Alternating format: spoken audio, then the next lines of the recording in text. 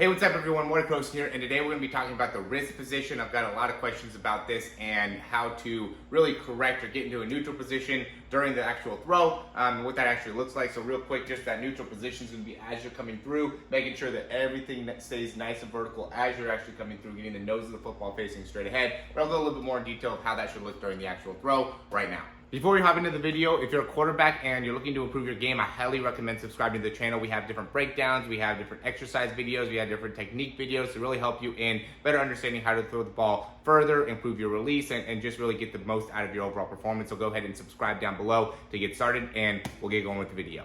All right, guys, so big focus that we're putting on here is getting to that neutral wrist position as soon as you can. And I really think the big thing that goes into getting to the correct neutral position has to do with that loading process and how you go through the load. So you can see for me how I go to get to that kind of original 90-90 position here with my arm and kind of cock the wrist and cock the ball back. You know, you don't have to do it the way that I do, but for me, it works the best to be able to make it so I can get to that neutral wrist position. And from here, once you start to lift the ball, you want to be able to start working on being able to rotate the wrist. So I see a lot of guys that from here will just go and just kind of bring the ball straight back and just kind of cock back there. But right here is really an important time to be able to start rotating the wrist forward to make it so once you start bringing that elbow through, that you have the time to be able to get the nose of the football facing straight ahead. Now, the faster you can start to get the elbow to come forward and get the nose of the football to face more straight ahead, the better off you're going to be, I think, from being able to sync up the whole body during the throw and also making it so you can actually get the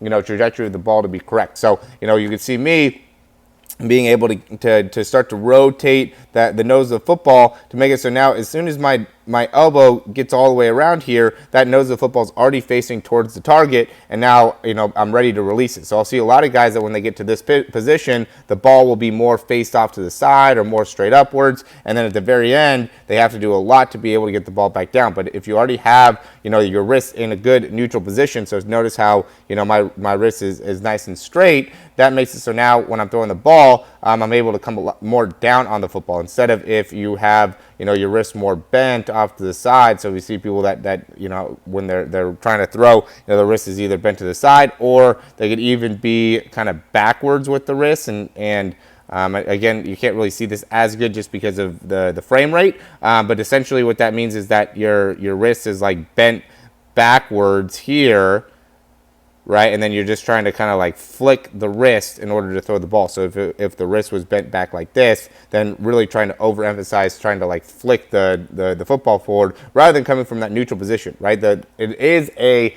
definite wrist movement when you're throwing the ball. It's not a wrist movement. I don't want it to negate that because there's a lot of guys have talked about how important the wrist flick is, but it's not all about the wrist flick. So if you only try to flick your wrist by keeping the nose of the football facing straight up and keeping that wrist really bent, then you kind of negate some of the use of the shoulder and the body. So by keeping your wrist nice and neutral and strong, now I could still go and flick the wrist, right? You can see how I flick the wrist as I'm coming through, but I'm also using the rotation of my body and my hips and everything like that in order to throw the ball. I'm not just going purely off of flicking the wrist, right? So you can see as you're coming through, you want to be able to come over during the throw. But really, it's about how fast can you get that nose of the football. And you could even say here, the nose of the football is facing about straight ahead there, and it hasn't come out of my hands yet. So it's how fast can you get the nose of the football, and how much wrist range motion do you have to make it so the nose of the football starts to face straight ahead. So notice as soon as I'm coming back here, I'm already starting to turn the hand. So even right here, I'm trying to get the nose of the football facing straight ahead.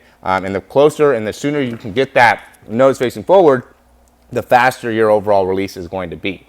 All right, so I hope that makes sense. I know there's a lot of guys that are struggling with this concept, so let me know if there's anything that I could do to help you in better understanding that and making it so you can really have a great throwing release. All right, so any questions, would be happy to hear from you. Go ahead and write in the comments below, or if you have any other suggestions for what we could do to help you out as a quarterback, again, let me know. We're here to help. And as always, subscribe to our videos or to our channel, and we have a ton of free content in the description below. If you're looking to get started with any of our programs or want to get a breakdown or anything like that, we'd be happy to help any of you out. All right, we'll talk soon.